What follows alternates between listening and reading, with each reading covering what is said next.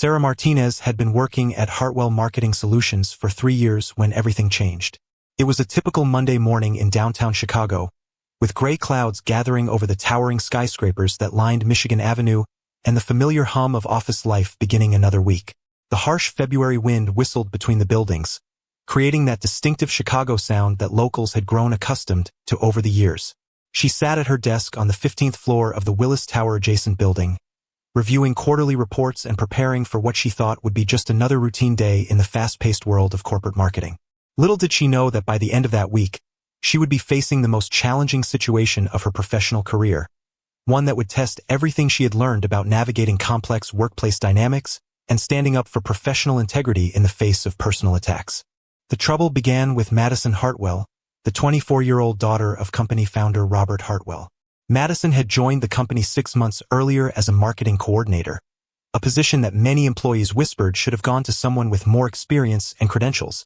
The whispers weren't born of malice, but rather from legitimate concerns about fairness and merit-based hiring practices that had previously been the cornerstone of the company's culture. Madison possessed an MBA from Northwestern University, which was impressive on paper, but lacked the practical experience and industry knowledge that typically accompanied such roles at Hartwell Marketing Solutions. Sarah had tried to be welcoming and supportive from day one, understanding the unique pressures and scrutiny that come with being the boss's child in a corporate environment. She remembered her own early days in marketing, when every mistake felt magnified and every success seemed to require twice the effort to be recognized. However, what started as professional courtesy and genuine mentorship was about to turn into a nightmare that would test everything Sarah believed about fairness, integrity, and justice in the modern workplace. Please subscribe to our channel to help us bring you more real stories like this one, and let us know in the comments where you're watching from. Your support means the world to us as we continue sharing these important experiences that so many people face in their daily lives. Sarah had always prided herself on being direct and honest in her communication style, traits that had been developed over years of working in Chicago's competitive marketing landscape. As a senior marketing analyst with a proven track record of successful campaigns and satisfied clients, she had earned respect from colleagues and superiors alike through consistent results and unwavering professionalism. Her approach was straightforward but never disrespectful, focused but never dismissive, and always grounded in data and research rather than personal opinions or biases. She believed deeply in clear expectations, honest feedback, and collaborative problem-solving as the foundations of successful team dynamics. These qualities had served her well throughout her career, helping her navigate complex projects involving multiple stakeholders, manage difficult client relationships, and build strong professional relationships across different departments within the company and throughout the broader Chicago marketing community. Her reputation extended beyond Hartwell Marketing Solutions, with several industry publications featuring her successful campaigns and innovative approaches to digital marketing challenges. The first signs of trouble emerged during a team meeting on that fateful Monday morning in the company's main conference room, which offered a stunning view of Lake Michigan in the distance. The marketing department was discussing the upcoming launch of a major client campaign for a Chicago-based restaurant chain looking to expand into suburban markets. Sarah was presenting her comprehensive analysis of target demographics, budget allocations, and media placement strategies that she had spent weeks developing through careful market research and consumer behavior studies.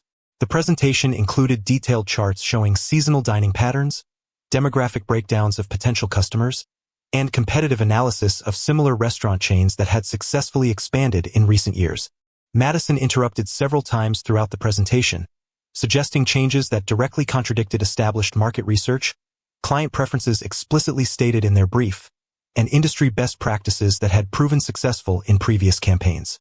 Her suggestions included targeting demographics that fell outside the client's specified age ranges, allocating budget to media channels that had historically poor performance in the restaurant industry, and messaging strategies that conflicted with the brand's established voice and positioning. Sarah politely addressed each concern as it arose, providing detailed, data-backed explanations for her recommendations and offering to share the research methodologies she had used to reach her conclusions. She maintained her professional demeanor throughout the meeting, speaking in measured tones and ensuring that Madison felt heard while gently redirecting the discussion toward evidence-based strategies. However, she could sense tension building in the room as Madison became increasingly frustrated with having her suggestions questioned, her voice rising slightly and her body language becoming more defensive with each exchange. After the meeting concluded, Sarah approached Madison privately in the hallway, hoping to clear the air and ensure they were on the same page moving forward into what was clearly going to be a challenging campaign launch. The conversation took place in one of the glass-walled conference rooms overlooking the busy Chicago streets below, where pedestrians bundled in winter coats hurried along the sidewalks and taxis navigated through the afternoon traffic. The room's floor-to-ceiling windows provided a panoramic view of the city, but Sarah's focus was entirely on the delicate conversation she was about to have with her colleague.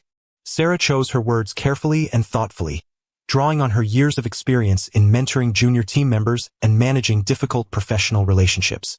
She explained that while she genuinely valued Madison's input and appreciated her fresh perspective on marketing challenges, it was crucial for the team's credibility and the client's success that their strategies be based on solid research, proven methodologies, and clearly articulated client requirements. She offered to walk Madison through her data analysis process step by step, sharing some of the industry resources she regularly used for market research, and even suggested they could collaborate on a smaller project where Madison could apply these methodologies and see the results firsthand. What Sarah intended as a genuine mentoring moment, an opportunity to help a junior colleague develop stronger analytical skills and understand the strategic thinking behind successful campaigns, Madison apparently interpreted as condescension, criticism, and an attempt to undermine her contributions to the team.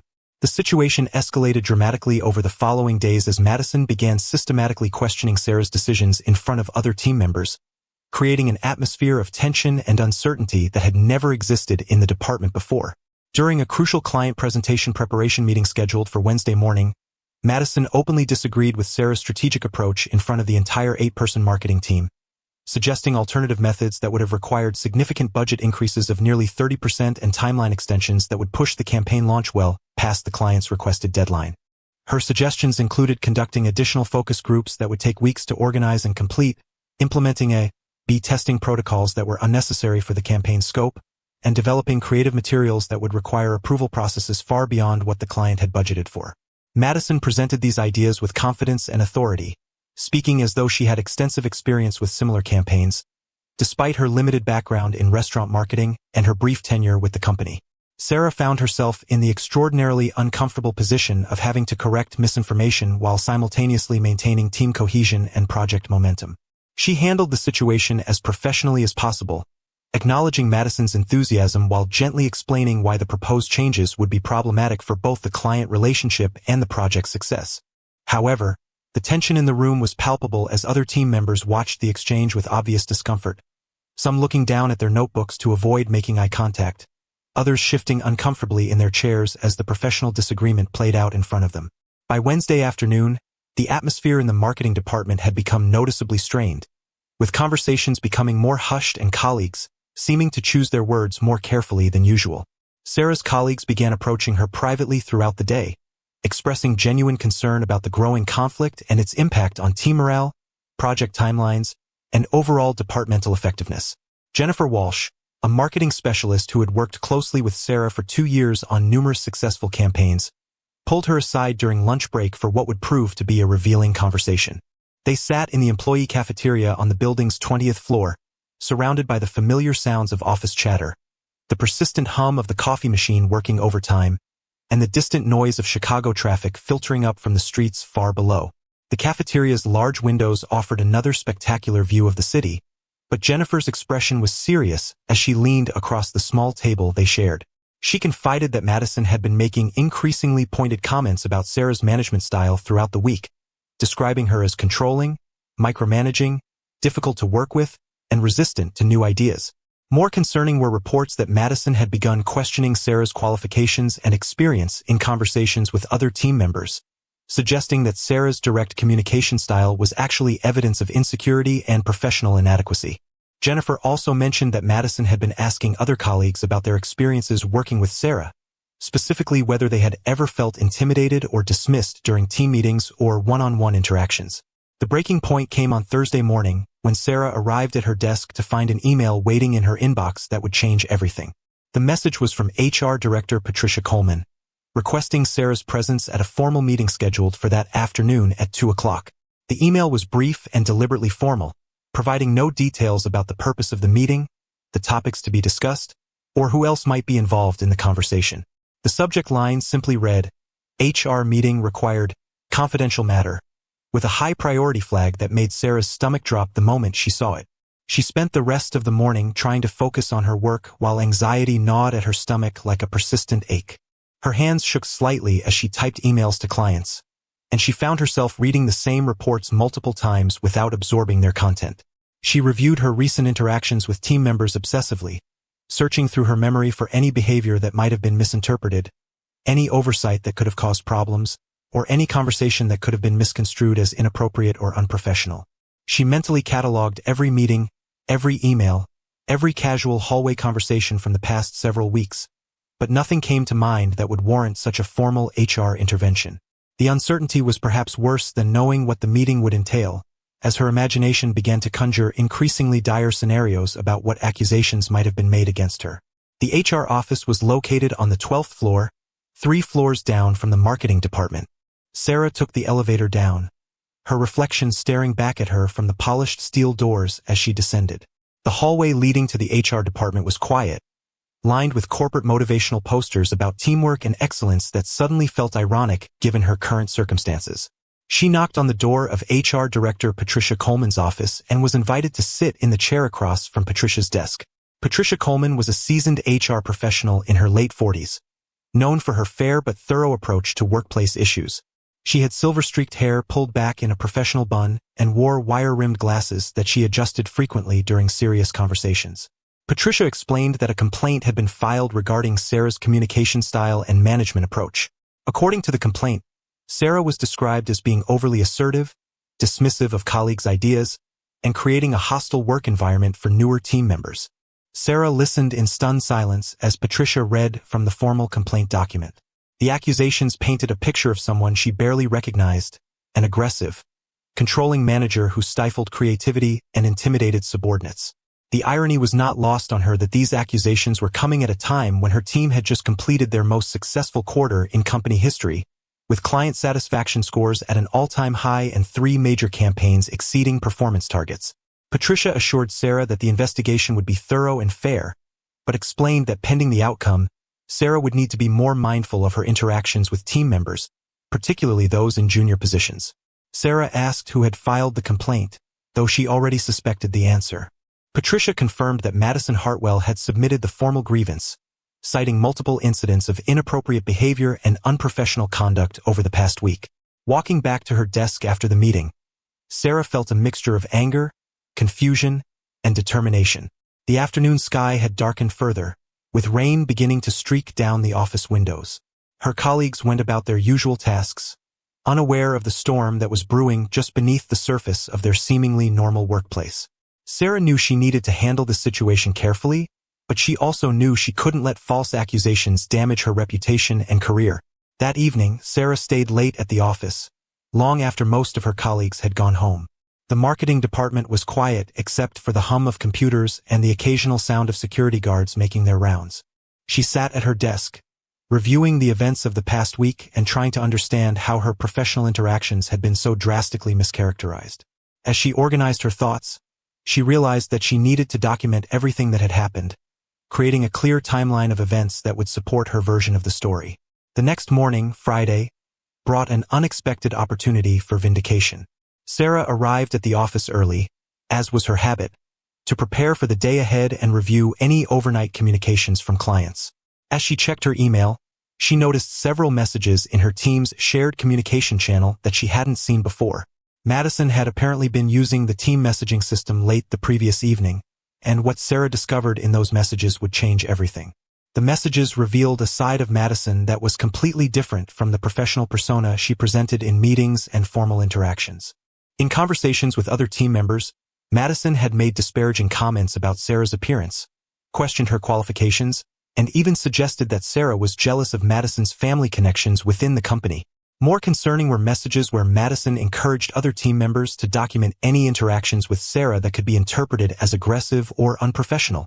But the most damaging evidence came in a series of messages where Madison explicitly outlined her strategy for undermining Sarah's position within the company. She wrote about planning to file HR complaints, gathering support from other employees, and eventually positioning herself to take over Sarah's responsibilities. The messages revealed a calculated campaign designed to remove Sarah from her position, all while maintaining the appearance of being a concerned junior employee reporting inappropriate behavior. Sarah screenshot the messages carefully, ensuring she captured the full context and timestamps of each conversation. Her hands trembled slightly as she realized the implications of what she had discovered. This wasn't a case of miscommunication or professional differences. It was deliberate sabotage orchestrated by someone with significant family connections within the company. The evidence was clear, but Sarah knew she needed to handle this revelation strategically. The challenge Sarah faced was figuring out how to present this information without appearing vindictive or unprofessional herself. She couldn't simply march into Patricia Coleman's office with accusations against the founder's daughter, no matter how solid her evidence might be. She needed to find a way to ensure that the right people saw this information while maintaining her own professional integrity and avoiding any appearance of retaliatory behavior.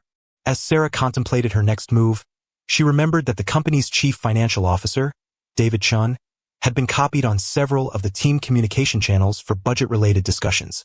David was known throughout the company for his analytical approach and unwavering commitment to fairness and transparency.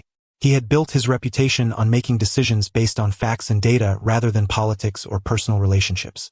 If anyone would evaluate the situation objectively, it would be David. Sarah decided to request a meeting with David under the pretense of discussing budget allocations for the upcoming quarter's marketing campaigns. This would provide a natural opportunity to share the team communication records, as David would need to review team discussions to understand how resources were being allocated and managed. It was a strategic approach that would allow the evidence to speak for itself without requiring Sarah to make direct accusations. The meeting with David Chun was scheduled for the following Monday morning.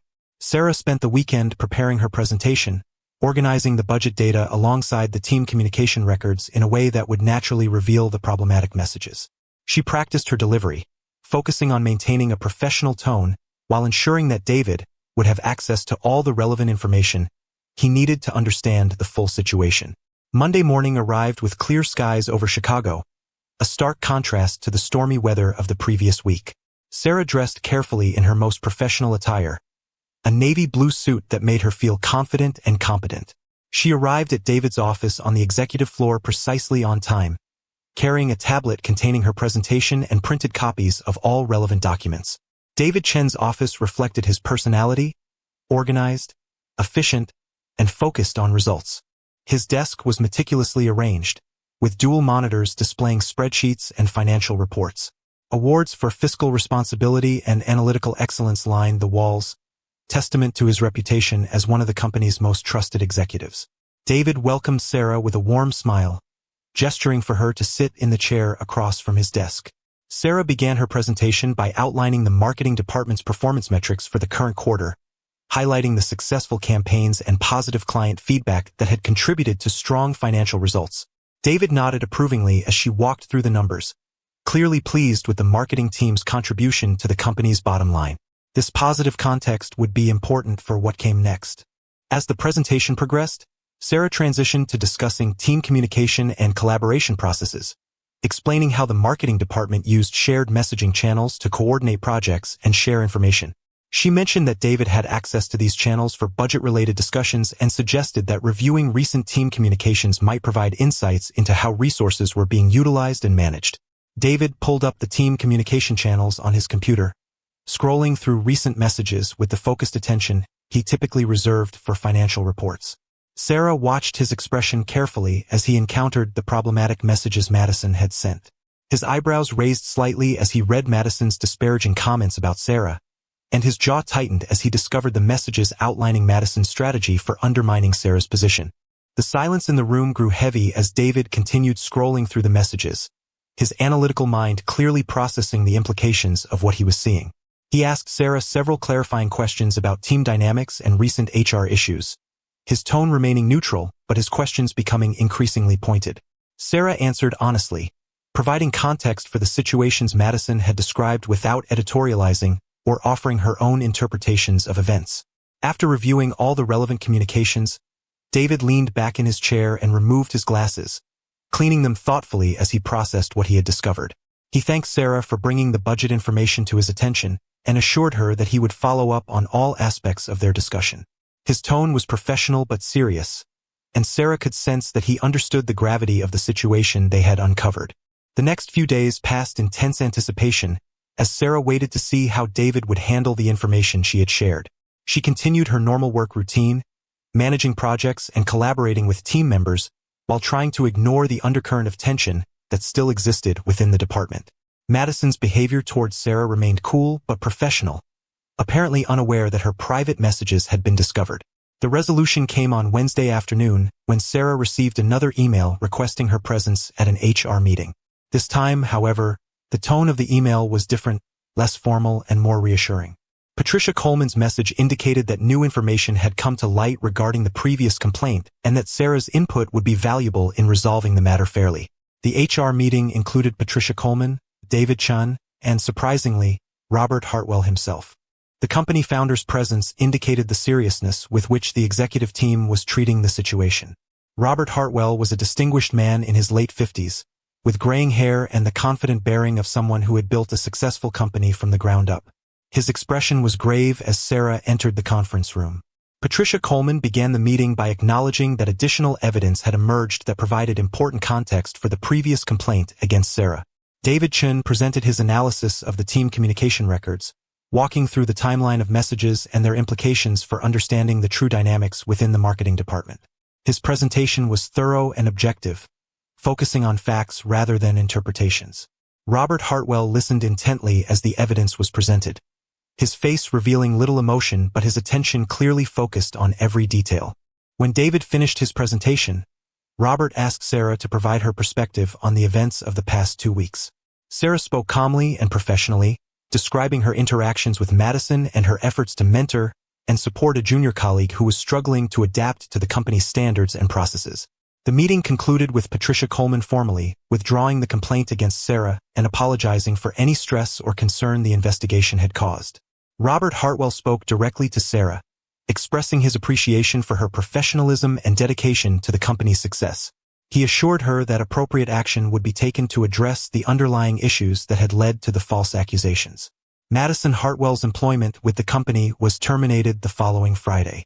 The decision was presented as a mutual agreement that the position wasn't a good fit for her skills and interests, allowing her to leave with her dignity intact while protecting the company from potential legal complications. Robert Hartwell met privately with Sarah to apologize for his daughter's behavior and to assure her that family relationships would never again interfere with fair treatment of employees. The aftermath of the incident brought several positive changes to Sarah's professional situation. Her handling of the crisis had impressed the executive team, demonstrating qualities of integrity, strategic thinking, and grace under pressure that hadn't gone unnoticed. Within a month, Sarah was promoted to marketing manager, with increased responsibilities and a significant salary increase that reflected her value to the organization. The experience taught Sarah valuable lessons about workplace dynamics, the critical importance of thorough documentation in professional settings, and the often underestimated power of letting facts speak for themselves rather than engaging in emotional arguments or defensive behavior. She realized that her direct communication style, which had been unfairly characterized as overly assertive and intimidating, was actually one of her greatest professional strengths when applied appropriately and consistently. The incident also reinforced her belief in the fundamental importance of maintaining professional integrity, even in the face of unfair treatment, personal attacks, and situations where the easier path might involve compromising one's principles. She learned that standing up for oneself in a professional context doesn't always require confrontation or aggressive tactics, but rather strategic thinking, careful planning, and a deep understanding of how organizational systems and relationships function. The experience also highlighted the importance of building genuine relationships with colleagues and supervisors based on mutual respect and shared professional values, as these relationships had ultimately provided the support system that helped her navigate through the crisis successfully. Sarah's relationship with her colleagues strengthened significantly in the weeks following the resolution of the incident, as team members gained a deeper appreciation for her leadership style and professional approach. Team members who had witnessed the conflict expressed their genuine respect for how she had handled the situation with grace and professionalism, and several mentioned that they had learned important lessons about professional behavior, ethical conduct, and conflict resolution by observing her response to what could have been a career-ending crisis. The marketing department's culture became noticeably more collaborative and supportive in the aftermath, with clearer communication standards, better conflict resolution processes, and a renewed focus on merit-based evaluation and advancement. Sarah implemented regular team feedback sessions, established mentoring programs for junior staff, and created documentation standards that would protect both employees and the company from similar situations in the future. The department's performance metrics improved dramatically over the following quarters, with client satisfaction scores reaching all-time highs and employee retention rates exceeding company averages. Several team members who had been considering leaving the company decided to stay, citing the improved work environment and Sarah's leadership as key factors in their decision. Looking back on the experience months later, Sarah recognized that the crisis had ultimately made her a stronger leader and a better professional. She had learned the importance of strategic thinking in difficult situations, the value of building relationships with key stakeholders, and the power of maintaining composure when facing unfair treatment. The incident had tested her character and her commitment to doing the right thing, even when the right thing wasn't necessarily the easy thing. The lesson Sarah took from this experience was that workplace integrity requires both courage and wisdom. Courage to stand up for what's right and wisdom to know how to do so effectively. She realized that being assertive wasn't about being aggressive or domineering, but about communicating clearly, setting appropriate boundaries, and advocating for fair treatment based on merit rather than personal connections or office politics. As Sarah settled into her new role as marketing manager, she implemented policies and procedures designed to prevent similar situations from occurring in the future. She established clear communication standards, regular feedback processes, and transparent evaluation criteria that would ensure all team members were held to consistent professional standards, regardless of their personal relationships or family connections within the company. The incident became a defining moment in Sarah's career, one that demonstrated the importance of maintaining professional integrity even when facing seemingly insurmountable challenges. It proved that truth and fairness could prevail in corporate environments, but only when individuals were willing to document facts, think strategically, and work within established systems to achieve just outcomes.